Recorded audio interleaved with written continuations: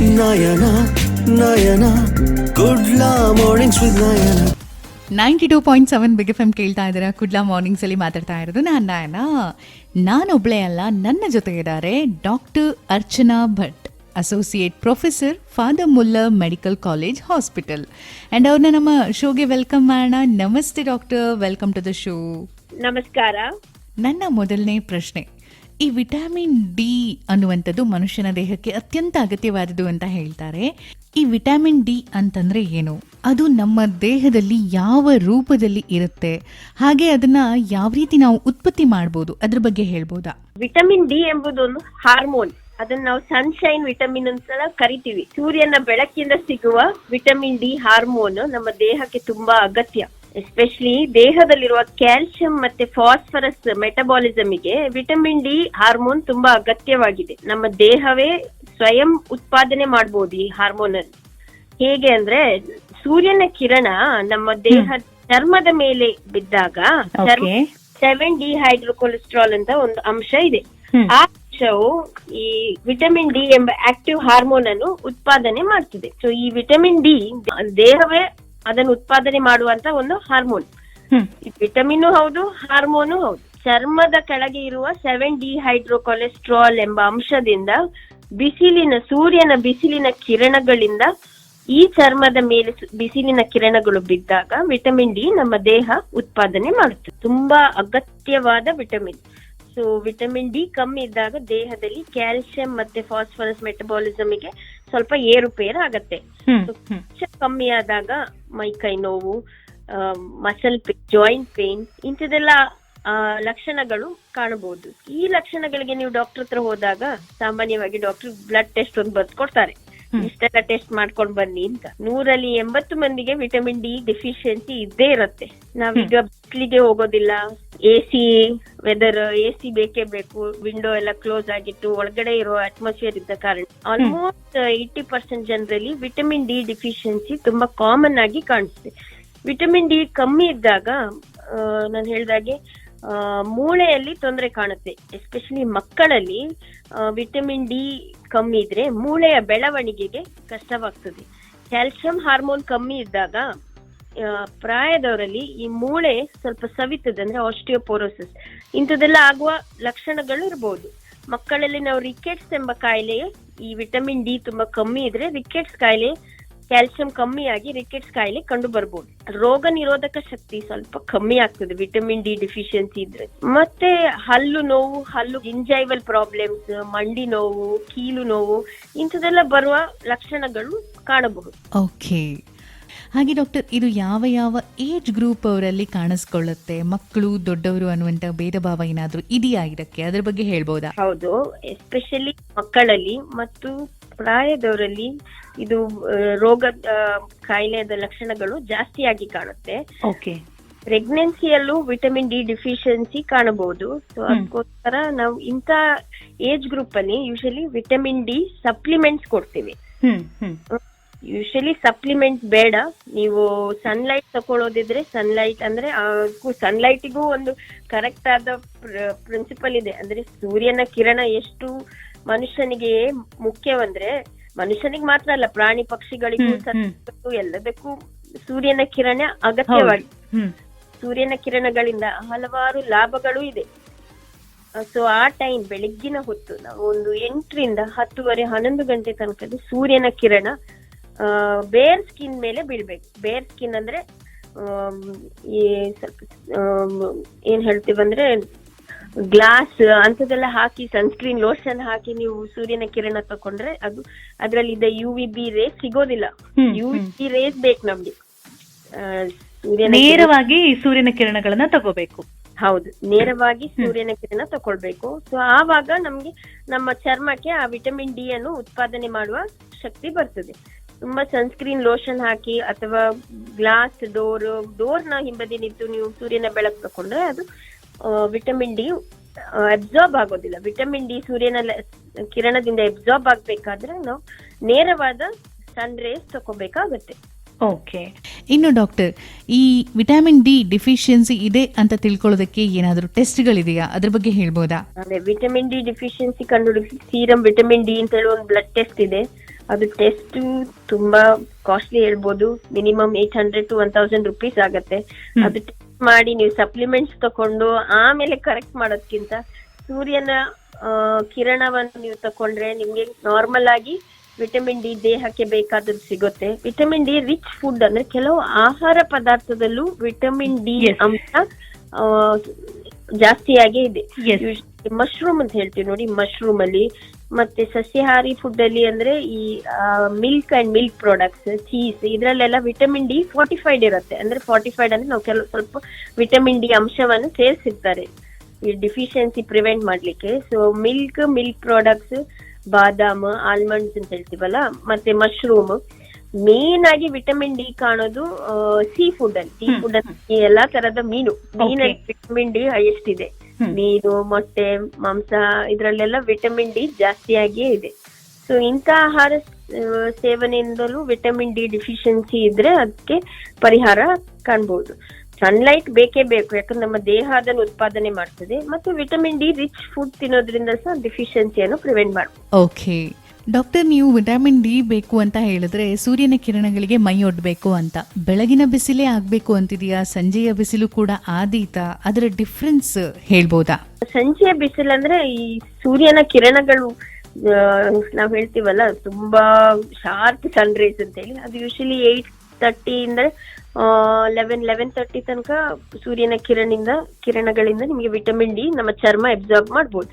ಮಧ್ಯಾಹ್ನ ಹೊತ್ತಿನ ಬಿಸಿಲು ಸ್ವಲ್ಪ ಹಾನಿಕಾರವೇ, ಯಾಕಂದ್ರೆ ಈ ಸೂರ್ಯನ ರೇಸ್ 3:34 ಆವಾಗೆಲ್ಲ ಸ್ವಲ್ಪ ಎಕ್ಸೆಸಿವ್ ಸನ್ ರೇಸ್ ಇಂದ ಸ್ಕಿನ್ ಇದು ಪಿಗ್ಮೆಂಟೇಶನ್, ಮೆಲನೋಮಾ ಅಂತ ಬೇರೆಲ್ಲ ಸ್ಕಿನ್ ಪ್ರಾಬ್ಲಮ್ಸ್ ಸ್ಟಾರ್ಟ್ ಆಗ್ಬೋದು. ಸೊ ಇಡೀ ದಿನದ ಸನ್ ರೇಸ್ ಅಲ್ಲ, ನಾನು ಸನ್ ರೇಸ್ ಆದ್ರೆ ನೀವು ಇಡೀ ದಿನ ಕರೆಕ್ಟ್. ಅದನ್ನು ಕೂಡ ಪರ್ಟಿಕ್ಯುಲರ್ ಆಗಿ ಯಾಕೆ ಕೇಳ್ತಿರೋದು ಅಂತಂದ್ರೆ ಈಗ ಕೆಲವರಿಗೆ ಟೈಮೇ ಇಲ್ಲದಂತ ಪರಿಸ್ಥಿತಿ. ಸೊ ಇದು ಬೇಕೇ ಬೇಕು ಅಂದಾಗ ಒಂದು ಟೈಮ್ ನ ಸೆಟ್ ಮಾಡ್ಕೊಳ್ಳೋದಾದ್ರೆ ಬಹುಶಃ ಅವರು ನೀವು ಹೇಳಿದ ಹಾಗೆ ಬೆಳಗಿನ ಟೈಮ್ ನ ಆಯ್ಕೆ ಮಾಡ್ಕೋಬಹುದು ಅನ್ನೋದು. ಹೌದು, ಅಂದ್ರೆ ಒಂದ್ ಮಿನಿಮಮ್ 15 to 30 minutes ಸೂರ್ಯನ ಬೆಳಕು ತಕೊಂಡ್ರು ಸಾಕು. ದಿನ ತಕೊಳ್ಳಿಕ್ ಹೇಳ್ತಾ ಇಲ್ಲ, ಯಾಕಂದ್ರೆ sun rays are harmful also. Heat stroke ಆಗ್ಬೋದು, ಸ್ಕಿನ್ ಕ್ಯಾನ್ಸರ್, ಪಿಗ್ಮೆಂಟೇಶನ್, ಮೆಲನೋಮಸ್, 101 ತೊಂದರೆಗಳಿದೆ. ಇಡೀ ದಿನ ಬೆಳಕು is definitely not recommended. But minimum 15 to 30 minutes of sun rays on a bare skin ತಕೊಂಡ್ರೆ ನಮ್ಮ ದೇಹವೇ ಈ ಹಾರ್ಮೋನ್ ಅನ್ನು, ಈ ವಿಟಮಿನ್ ಅನ್ನು ಉತ್ಪಾದನೆ ಮಾಡುವ ಶಕ್ತಿ ನಮ್ಮ ದೇಹಕ್ಕೆ ಬರುತ್ತೆ. ಸೊ ಒಮ್ಮೆ ನಮ್ಮ ದೇಹದಲ್ಲಿ ಈ ಮೊದ್ಲಿನ ಕಾಲದಲ್ಲಿ ಬಿಸಿಲು ಕಾಯಿಸ್ಕೊಳ್ಳೋದು ಅಂತ ಹೌದೌದೌದು ಪದ್ಧತಿ, ಈ ರಿಟೈರ್ ಆದವರು ಅಥವಾ ಪ್ರಾಯದವರು ಅಥವಾ ಈವನ್ ಕೆಲಸ ಎಲ್ಲ ಮುಗಿಸಿ ಬಿಸಿಲು ಕಾಯಿಸ್ಕೊಳ್ಳೋದು ಅಂತ. ಈಗ ಬಿಸಿಲು ಕಾಯಿಸ್ಕೊಳ್ಳೋದ್ ಬಿಡಿರಿ, ಮನೆಯಿಂದ ಹೊರಗೆ ಹೋಗೋದೇ ಇಲ್ಲ. ಕರೆಕ್ಟ್, 4 ಗೋಡೆಗಳ ಮಧ್ಯೆನೇ ಆಗ್ಬಿಟ್ಟಿದೆ ಇಡೀ ಜೀವನ. ಹೌದು, ಈ ಸ್ಕೂಲ್ ಬಸ್ ಮನೆ ಎದುರು ಬರುತ್ತೆ, ಮಕ್ಳು ಅದ್ರಲ್ಲಿ ಹೋಗ್ತಾರೆ, ಶಾಲೆ ಬಿಲ್ಡಿಂಗ್ ಹೊರಗಡೆ ಬರೋದೇ ಇಲ್ಲ. ಬಹುಶಃ ಇದಕ್ಕೆಲ್ಲ ಒಂದಿಷ್ಟು ಇಂಟರ್ವಲ್ಸ್ ಇರಬೇಕು ವರ್ಕಿಂಗ್ ಅವರ್ಸ್ ಅಲ್ಲಿ ಅಂತ ಅನ್ಸುತ್ತೆ ಅಲ್ವಾ, ಒಳಗಡೆ 4 ಗೋಡೆ ಮಧ್ಯೆ ಕೂತ್ಕೊಂಡು ವರ್ಕ್ ಮಾಡೋರಿಗೆ.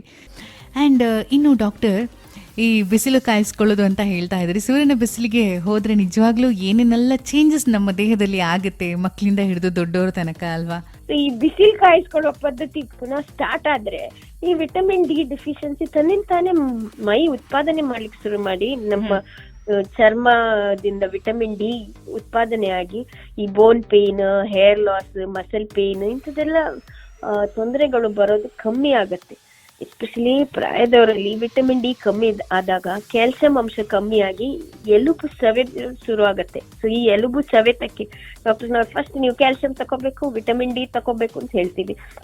ವಿಟಮಿನ್ ಡಿ ಮೈ ಬಿಸಿಲು ಕಾಯಿಸ್ಕೊಳ್ಳೋದ್ರಿಂದ ನಿಮ್ಮ ಮೈಯೇ ಉತ್ಪಾದನೆ ಮಾಡುತ್ತೆ. ಸೊ 15 to 30 minutes ನೀವು ಬಿಸಿಲು ಕಾಯಿಸ್ಕೊಳ್ಳೋ ಅಭ್ಯಾಸ ಸ್ಟಾರ್ಟ್ ಮಾಡಿದ್ರೆ ನಿಮ್ಗೆ ದೇಹಕ್ಕೆ ವಿಟಮಿನ್ ಡಿ ಬೇಕಾದ ಅಂಶ ಸಿಗುತ್ತೆ.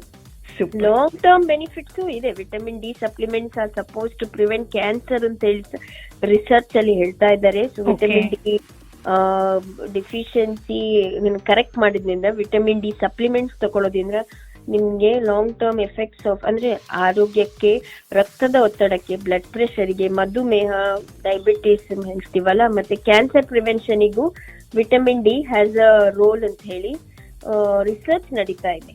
ಓಕೆ, ಪ್ರತಿ ದಿನಕ್ಕೆ ಎಷ್ಟು ಪ್ರಮಾಣದ ವಿಟಮಿನ್ ಡಿ ಬೇಕು ಡಾಕ್ಟರ್? ಅಂದ್ರೆ ಅದು ಬೇರೆ ಬೇರೆ ಏಜ್ಗೆ ಬೇರೆ ಬೇರೆ ರೇಂಜ್ ಇದೆ. ಅಂದ್ರೆ ಎಲ್ಲಾ ಏಜ್ಗೂ ಒಂದೇ ರೇಂಜ್ ಅಲ್ಲ. ಇನ್ಫೆಂಟ್ಸ್ ಅಂತ ಹೇಳ್ತೀವಲ್ಲ, 1 ವರ್ಷಕ್ಕಿಂತ ಕೆಳಗಿನ ಮಕ್ಕಳಿಗೆ 400 ಇಂಟರ್ನ್ಯಾಷನಲ್ ಯೂನಿಟ್ಸ್ ಪರ್ ಡೇ ಬೇಕಾಗತ್ತೆ. ಮತ್ತೆ 1 ವರ್ಷದಿಂದ 18 ವರ್ಷದವರಿಗೆ 600 to 1000, ಸ್ವಲ್ಪ ಜಾಸ್ತಿ. ಯಾಕಂದ್ರೆ ಆವಾಗ ನಮ್ದು ಎಲುಬುಗಳ ಬೆಳವಣಿಗೆಗೆ ವಿಟಮಿನ್ ಡಿ ತುಂಬಾ ಬೇಕು. ಕ್ಯಾಲ್ಸಿಯಂ ಮೆಟಬಾಲಿಸಮ್ ಅಂತ ಹೇಳ್ತೀವಿ, ಕ್ಯಾಲ್ಸಿಯಂ ಮತ್ತೆ ಎಲುಬು ಗ್ರೋತ್ಗೆ. ಸೊ 1 to 18 ಇಯರ್ಸ್ಗೆ 600 to 1000. ಪ್ರೆಗ್ನೆನ್ಸಿಯಲ್ಲಿ ಸ್ವಲ್ಪ ಜಾಸ್ತಿ. ಮತ್ತೆ ಅಬೌವ್ 70 ಇಯರ್ಸ್ ಅಗೇನ್ ಸ್ವಲ್ಪ ಜಾಸ್ತಿ, 800 to 1000 international units per day. ಇದು ಒಂದ್ ದಿನದಲ್ಲಿ ಇಷ್ಟೊಂದು ವಿಟಮಿನ್ ಡಿ ಅಂಶ ಬೇಕಾಗುತ್ತೆ. ಇನ್ನು ಡಾಕ್ಟರ್, ಈ ವಿಟಮಿನ್ ಡಿ ಹಾಗೆ ಕ್ಯಾಲ್ಸಿಯಂಗೆ ಒಂದಕ್ಕೊಂದು ಸಂಬಂಧ ಇದೆ, ಅದ್ರ ಬಗ್ಗೆ ಹೇಳ್ಬೋದಾ? ವಿಟಮಿನ್ ಡಿ ಒಂದು ವಿಟಮಿನ್ ಆದ್ರೂ ಅದು ದೇಹದಲ್ಲಿ ಹಾರ್ಮೋನ್ ತರ ಕೆಲಸ ಮಾಡ್ತದೆ. ಹಾರ್ಮೋನ್ ಅಂದ್ರೆ ಅದು ಬೇರೆ ಬೇರೆ ಅಂಶ, ಒಂದು ಮಿನರಲ್ಸ್, ಫಾಸ್ಫರಸ್, ಮೆಟಬಾಲಿಸಮ್ ಅಂದ್ರೆ ನಮ್ ದೇಹಕ್ಕೆ ಬೇಕಿದ್ದ ಅಂಶಗಳನ್ನು ತಾನೇ ಪ್ರೊಡ್ಯೂಸ್ ಮಾಡಿ. ಅದು ಜಾಸ್ತಿ ಆದ್ರೂ ಕಷ್ಟ, ಕಮ್ಮಿ ಆದ್ರೂ ಕಷ್ಟ. ಅದ್ ಬ್ಯಾಲೆನ್ಸ್ ಬೇಕೇ ಬೇಕು. ಈ ಕ್ಯಾಲ್ಸಿಯಂ ಮತ್ತೆ ಫಾಸ್ಫರಸ್ ಬ್ಯಾಲೆನ್ಸ್ಗೆ ವಿಟಮಿನ್ ಡಿ ಬೇಕು. ಸೊ ಈಗ ನೀವು ಜಾಸ್ತಿ ವಿಟಮಿನ್ ಡಿ ಸಪ್ಲಿಮೆಂಟ್ ಸಿಗ್ತಾ ಇದೆ ಶಾಪ್ ಅಲ್ಲಿ ಅಂತ ಹೇಳಿ ನೀವು ತಗೊಂಡು ಜಾಸ್ತಿ ಸಪ್ಲಿಮೆಂಟ್ಸ್ ತಗೊಂಡ್ರು ಕಷ್ಟ. ವಿಟಮಿನ್ ಡಿ ಡಿಫಿಷಿಯನ್ಸಿ ಇದ್ರೂ ಕಷ್ಟ. ವಿಟಮಿನ್ ಡಿ ಡಿಫಿಷಿಯನ್ಸಿ ಇದ್ರೆ ಕ್ಯಾಲ್ಸಿಯಂ ಕಮ್ಮಿ ಆಗುತ್ತೆ. ಕ್ಯಾಲ್ಸಿಯಂ ಕಮ್ಮಿ ಆದಾಗ ಮೈ ಕೈ ನೋವು, ಬೋನ್ ಪೇನ್ಸ್ ಎಲ್ಲ ಸ್ಟಾರ್ಟ್ ಆಗ್ಬೋದು. ವಿಟಮಿನ್ ಡಿ ಎಕ್ಸೆಸ್ ಆದ್ರೆ ಕ್ಯಾಲ್ಸಿಯಂ ಲೆವೆಲ್ ಎಕ್ಸೆಸ್ ಆಗುತ್ತೆ. ಕ್ಯಾಲ್ಸಿಯಂ ಎಕ್ಸೆಸ್ ಆದ್ರೂ ಕಷ್ಟ, ವಿಟಮಿನ್ ಡಿ ಟಾಕ್ಸಿಸಿಟಿ ಅಂತ ಹೇಳ್ತೀವಿ, ಹಾಗಾಗತ್ತೆ. ಸೊ ಅದಕ್ಕೋಸ್ಕರ it is got a very important role. Though it is a vitamin, ಅದು ಹಾರ್ಮೋನ್ ತರ ಮೈ ಕೆಲಸ ಮಾಡೋದ್ರಿಂದ, ಮೈಯಲ್ಲಿ ಹಾರ್ಮೋನ್ ಉತ್ಪತ್ತಿ ಆಗೋದ್ರಿಂದ. ಸೊ ಅದನ್ನು ವೆರಿ ಬೇಕು ಅಂತ ಹೇಳಿ ಜಾಸ್ತಿ ತಗೋಬಾರ್ದು. ಯೂಶಲಿ ನಾವು ಡಾಕ್ಟರ್ಸ್ ಹತ್ರ ಹೋದ್ರೆ ನಿಮ್ಗೆ ಒನ್ಸ್ ಅ ವೀಕ್ ಸಪ್ಲಿಮೆಂಟ್ ಅಂತ ಹೇಳಿ ನಾವು ಒಂದು 8 ವೀಕ್ಸ್ ಇಲ್ಲದಿದ್ರೆ 12 ವೀಕ್ ಸಪ್ಲಿಮೆಂಟ್ ಕೊಡ್ತೇವೆ. ಅದ್ರೊಟ್ಟಿಗೆ ನೀವು ಕ್ಯಾಲ್ಸಿಯಂ ಅಂಶ ಸಹ ತಗೋಬೇಕಾಗತ್ತೆ. ಯಾಕಂದ್ರೆ vitamin D is required for calcium absorption. ಈಗ ವಿಟಮಿನ್ ಡಿ ಕಮ್ಮಿ ಇದ್ರೆ ಕ್ಯಾಲ್ಸಿಯಂ ಅಬ್ಸಾರ್ಬ್ ಆಗೋದಿಲ್ಲ. ಸೊ ಅದಕ್ಕೋಸ್ಕರ ವಿಟಮಿನ್ ಡಿ ಸಪ್ಲಿಮೆಂಟ್ಸ್ ಅನ್ನು ಕ್ಯಾಲ್ಸಿಯಂ ಸಪ್ಲಿಮೆಂಟ್ ಒಟ್ಟಿಗೆ ಕೊಡ್ತೇವೆ. ಓಕೆ, ಕ್ಯಾಲ್ಸಿಯಂ ಸಪ್ಲಿಮೆಂಟ್ಗಳ ಬಗ್ಗೆ ಹಾಗೆ ವಿಟಮಿನ್ ಡಿ ಸಪ್ಲಿಮೆಂಟ್ಗಳ ಬಗ್ಗೆ ಮಾತಾಡೋಣ. ಈಗ ಈ ವಿಟಮಿನ್ ಡಿ ಸಪ್ಲಿಮೆಂಟ್ ಅನ್ನ ತಗೊಳ್ಳೋದಾದ್ರೆ ಎಷ್ಟು ಸಮಯಕ್ಕೊಮ್ಮೆ ತಗೋಬಹುದು, ಹೇಗೆ ತಗೋಬಹುದು, ಅದ್ರ ಬಗ್ಗೆ ಹೇಳ್ಬೋದಾ? ಅದರಲ್ಲಿರುವ ಅಂಶ ಎಷ್ಟಿದೆ ಅಂತ ನೋಡ್ಕೊಂಡು ಆ ಟ್ಯಾಬ್ಲೆಟ್ ಇದು ಡೋಸ್. ಕೆಲವೊಂದು ಸ್ಮಾಲ್ ಡೋಸ್ ಅಲ್ಲಿ ವಿಟಮಿನ್ ಡಿ ಇರುತ್ತೆ, ಕ್ಯಾಲ್ಸಿಯಂ ಟ್ಯಾಬ್ಲೆಟ್ ಒಟ್ಟಿಗೆ ದಿನಾಲ್ ತಗೋಬಹುದು. ಕೆಲವೊಂದು ಹೈಯರ್ ಕ್ವಾಂಟಿಟಿ ಇರುತ್ತೆ, ಅಂದ್ರೆ ಆ ಸಪ್ಲಿಮೆಂಟ್ ಅಲ್ಲಿ ವಿಟಮಿನ್ ಡಿ ಅಂಶ ಜಾಸ್ತಿ ಇರುತ್ತೆ. ಅರೌಂಡ್ 60,000 ಯೂನಿಟ್ಸ್ ಇರೋದಿದ್ರೆ ಒನ್ಸ್ ಅ ವೀಕ್ ಅಂತ ಹೇಳ್ತೀವಿ ನಾವು. ಅದನ್ನ ಒನ್ಸ್ ಅ ವೀಕ್ ಅದು ಟ್ಯಾಬ್ಲೆಟ್ ಫಾರ್ಮ್ ಅಲ್ಲಿ ಕ್ಯಾಪ್ಸ್ಯೂಲ್ ಫಾರ್ಮ್ ಅಲ್ಲಿ ಬರುತ್ತೆ, ಅಥವಾ ಸ್ಯಾಶೆಟ್ ಅಂತ ಹೇಳ್ತೀವಿ, ಅದನ್ನ ಹಾಲಲ್ಲಿ ಮಿಕ್ಸ್ ಮಾಡಿ ತಗೋಬಹುದು. ಆ ಫಾರ್ಮ್ ಅಲ್ಲಿ ಬರುತ್ತೆ. ಎರಡೂ ಬೇಡ, ಟ್ಯಾಬ್ಲೆಟು ಬೇಡ, ನನ್ಗೆ ಸ್ಯಾಶೆಟ್ ಬೇಡ, ಕ್ಯಾಪ್ಸ್ಯೂಲ್ ಬೇಡ ಅಂತ ಹೇಳಿದ್ರೆ ಇಂಜೆಕ್ಷನ್ ಸಿಗತ್ತೆ. ಇಂಜೆಕ್ಷನ್ ತಗೋಬಹುದು. ಅದು ಎಷ್ಟು ಟೈಮ್ಗೊಮ್ಮೆ, ಅಂದ್ರೆ ಡಾಕ್ಟರ್ ಸಲಹೆ ಪ್ರಕಾರ? ಡಾಕ್ಟರ್ಸ್ ನ ಸಲಹೆ ಪ್ರಕಾರ ನಿಮ್ಮ ವಿಟಮಿನ್ ಡಿ ಲೆವೆಲ್ಸ್ ನೋಡ್ಕೊಂಡು ನಾವು ಅದಕ್ಕೆ ಹೇಳ್ತೀವಿ ಎಷ್ಟು ಸಮಯ ತಗೋಬೇಕು ಅಂತ ಹೇಳಿ. Usually once a weak for 8 weeks ನೀವು ಕ್ಯಾಪ್ಸ್ಯೂಲ್ ಇಲ್ದಿದ್ರೆ ಸ್ಯಾಶೆಟ್ ತಗೊಳ್ಳೋದಾದ್ರೆ, ಇಂಜೆಕ್ಷನ್ ಅದ್ ಲೆವೆಲ್ ನೋಡ್ಕೊಂಡು ನಾವು ಡಿಸೈಡ್ ಮಾಡ್ತೀವಿ ಏನು ಅಂತ ಹೇಳಿ. ಅತಿಯಾದ ಅಮೃತ ವಿಷ ಎಂಬಂತೆ ದೇಹಕ್ಕೆ ಏನು ಅತಿಯಾದ್ರೂ ಅದು ವಿಷ ಆಗತ್ತೆ. ಸೊ ಈಗ ನಮ್ಗೆ ನಾನು ಹೇಳ್ದೆ, ಅದು ವಿಟಮಿನ್ ಆದ್ರೂ ಅದೊಂದು ಹಾರ್ಮೋನ್ ತರ ಕೆಲಸ ಮಾಡುತ್ತೆ. ಹಾರ್ಮೋನ್ ಅಂಶದಿಂದಾಗಿ ಅದು ನಮ್ಮ ದೇಹ ತಾನೇ ಸ್ವಂತ ಪ್ರೊಡ್ಯೂಸ್ ಮಾಡುವ ಕೆಪಾಸಿಟಿ ಇರುವಂತ ವಿಟಮಿನ್ ಇದು. ಸೊ ಜಾಸ್ತಿ ಆದ್ರೆ, ಈಗ ನೀವು ಜಾಸ್ತಿ ಸಪ್ಲಿಮೆಂಟ್ಸ್ ತಗೋತಾ ಇದ್ದೀರಿ ಅಥವಾ ಬೇರೆ ಏನೋ ಕಾರಣದಿಂದ ವಿಟಮಿನ್ ಡಿ ಟಾಕ್ಸಿಸಿಟಿ ಆದ್ರೆ ಕ್ಯಾಲ್ಸಿಯಂ ಅಂಶ ಜಾಸ್ತಿಯಾಗಿ ಅದರ ಪ್ರಾಬ್ಲಮ್ಸ್ ಬರ್ಬೋದು. ಸೊ ಏನೇ ಅಂಶ ತಕೊಂಡ್ರು, ಈಗ rich food, vitamin D rich food ಎಲ್ಲ ಬ್ಯಾಲೆನ್ಸ್ಡ್ ಡಯಟ್ ಹೇಳ್ಬೇಕು, ಸಮತೋಲನವಾಗಿ ಅದನ್ನ ತಗೋಬೇಕು. ಈ ವಿಟಮಿನ್ ಡಿ ರಿಚ್ ಫುಡ್ ಅಂದ್ರೆ ಈ ಮಶ್ರೂಮ್, ಮತ್ತೆ ಮೊಸರು, ಕಿತ್ತಳೆ ಜ್ಯೂಸ್, ಮಿಲ್ಕ್ ಪ್ರಾಡಕ್ಟ್ಸ್, ಫಿಶ್, ಎಲ್ಲಾ ತರದ ವಿಟಮಿನ್ ಡಿ ಇದೆ. ಮೊಟ್ಟೆ, ರೆಡ್ ಮೀಟ್, ಚೀಸ್ ಪ್ರಾಡಕ್ಟ್ಸ್, ಇದ್ರಲ್ಲೆಲ್ಲ ವಿಟಮಿನ್ ಡಿ ನಮ್ಮ ಮನುಷ್ಯನ್ಗೆ ಎಷ್ಟು ಬೇಕೋ ಅಷ್ಟು ಆರಾಮಲ್ಲಿ ಸಿಗುತ್ತೆ. ಸೊ ನೀವು ಸಪ್ಲಿಮೆಂಟ್ಸ್ ತಗೊಳೋದು, ವಿಟಮಿನ್ ಡಿ ರಿಚ್ ಫುಡ್ ತಿನ್ನೋದು, ಸನ್ಲೈಟ್, ಇದರಿಂದೆಲ್ಲ ನಿಮ್ಗೆ ಬೇಕಿದ್ದು ಎಷ್ಟು ದೇಹಕ್ಕೆ ಬೇಕು ವಿಟಮಿನ್ ಡಿ ಅಷ್ಟು ಆರಾಮದಲ್ಲಿ ದ ಬಾಡಿ ಕ್ಯಾನ್ ಪ್ರೊಡ್ಯೂಸ್, ಉತ್ಪತ್ತಿ ಮಾಡುವ ಕೆಪಾಸಿಟಿ ಇದೆ. ಈ ಸನ್ ರೇಸ್ ಇಂದಾಗಿ ನಮ್ ದೇಹ ಎಷ್ಟು ಬೇಕು ಅದನ್ನು ಉತ್ಪತ್ತಿ ಮಾಡುತ್ತೆ ವಿಟಮಿನ್ ಅನ್ನು. ಓಕೆ, ಇನ್ನು ಡಾಕ್ಟರ್, ಒಂದು ಕಾಯಿಲೆ ಅಲ್ಲ, ಆದ್ರೆ ಇದರ ಕೊರತೆ ಅನ್ನೋದು ಬೇರೆ ಬೇರೆ ಕಾಯಿಲೆಗಳಿಗೆ ಕಾರಣ ಆಗ್ಬಹುದು, ಇದನ್ನ ಸರಿಪಡಿಸ್ಕೊಳ್ಬಹುದು ಅನ್ನೋದು ಅಲ್ವಾ ಡಾಕ್ಟರ್? ಎಕ್ಸಾಕ್ಟ್ಲಿ. ಸೊ ಇದಕ್ಕೆ ಸಿಂಪಲ್ ಪರಿಹಾರ ಅಂದ್ರೆ ಬಿಸಿಲು ಕಾಯಿಸ್ಕೊಳ್ಳೋ ಅಭ್ಯಾಸ ಸ್ಟಾರ್ಟ್ ಮಾಡಿದ್ರೆ ಎಲ್ಲವೂ ಸರಿ ಆಗುತ್ತೆ. ತಗೊಳ್ಳೋ ಅಗತ್ಯ ಇಲ್ಲ ನಿಮ್ಗೆ. ಈ ವಿಟಮಿನ್ ಡಿ ಇಸ್ ಆಲ್ಸೋ ಈ ಬಿಸಿಲ್ sun rays is also link to one endorphin production ಅಂತ. ಎಂಡೋರ್ಫಿನ್ ಅಂದ್ರೆ ದೇಹದ ಚರ್ಮದಿಂದ ನಿಮ್ಗೆ ಎಂಡೋರ್ಫಿನ್ ಎಂಬ ಅಂಶ ಉತ್ಪತ್ತಿ ಆಗುತ್ತೆ. So you feel good. ಖುಷಿಯ ಹಾರ್ಮೋನ್. You feel good. ಈ ಮಾನಸಿಕ ಕಾಯಿಲೆ, ಡಿಪ್ರೆಷನ್ಗೆಲ್ಲ ಎಗೇನ್ ಬಿಸಿಲು ಕಾಯಿಸ್ಕೊಳ್ಳೋದು ಎಲ್ಲಿಂದ ಎಲ್ಲಿಗೆ ಕನೆಕ್ಷನ್ ಹೋಗ್ತದೆ ನೋಡಿ. ಆ್ಯಂಡ್ ಡಾಕ್ಟರ್ ಅರ್ಚನಾ ಮ್ಯಾಮ್, ನಿಮಗೆ ಖಂಡಿತ ಥ್ಯಾಂಕ್ಸ್ ಹೇಳ್ತೀನಿ ನಾನು 92.7 ಬಿಗ್ ಎಫ್ ಎಮ್ ಪರವಾಗಿ ಆ್ಯಂಡ್ ನಮ್ಮ ಕೇಳುಗರ ಪರವಾಗಿ. ಬಹಳಷ್ಟು ವಿಚಾರಗಳನ್ನು ತಿಳಿಸ್ಕೊಟ್ರಿ ವಿಟಮಿನ್ ಡಿ ವಿಷಯವಾಗಿ. Thank you very much. Thanks Nayana ಅವರೇ, ನನಗೆ ಆಪರ್ಚುನಿಟಿ ಕೊಟ್ಟಕ್ಕೆ. ಆ್ಯಂಡ್ ಎಸ್, ನಯನ ಹೊರಡ್ತಿದ್ದಾಳೆ ಸ್ಟುಡಿಯೋದಿಂದ. ನಾನು ನಿಮಗೆ ಮತ್ತೆ ಸಿಗೋದು Monday morning 92.7 big F M. ಯೋಚನೆ ಯಾಕೆ, ಚೇಂಜ್